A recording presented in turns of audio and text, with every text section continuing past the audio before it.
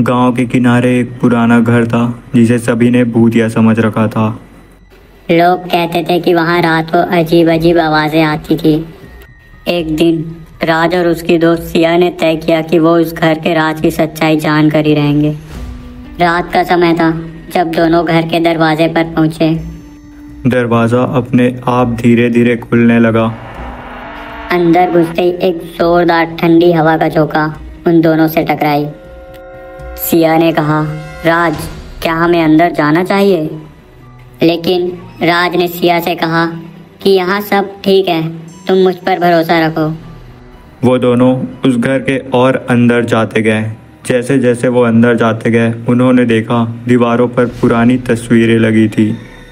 और तभी एक खिड़की जोर से अपने आप खुलने लगी। जैसे ही वो खिड़की खुली उससे डरावनी चीखें सुनाई देने लगी। दोनों ने एक दूसरे के तरफ देखा। राज ने हिम्मत जुटाते हुए कहा, चलो देखते हैं। वो एक कमरे में पहुंचे जहां एक पुराना दर्पण रखा हुआ था। जैसे ही राज ने उस दर्पण में देखा उसे एक अंधी महिला की परछाई दिखाई दी। राज डर गया और वो बहुत जोर से चीख उठा। सिया ने पूछा, क्या हुआ? राज ने कहा, कुछ नहीं, सब ठीक है, मैं एक मकड़े के जाले से डर गया था।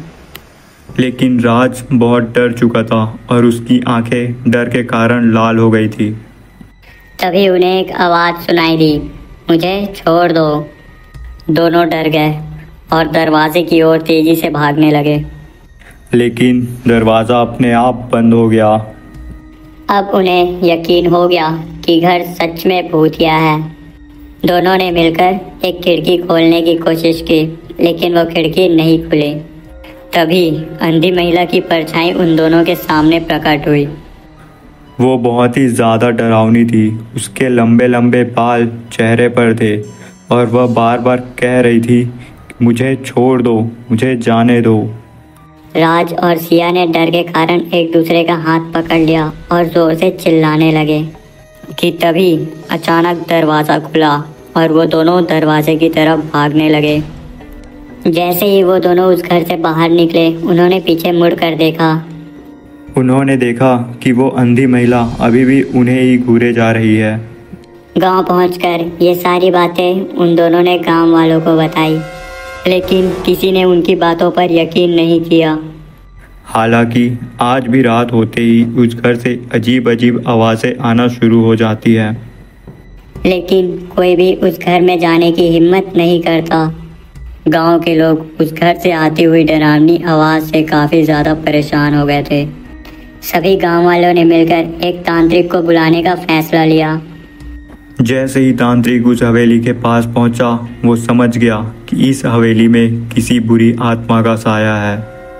तांत्रिक ने पूजा की तैयारियां की ताकि वह इस डायन को इस जगह से मुक्त करा सके।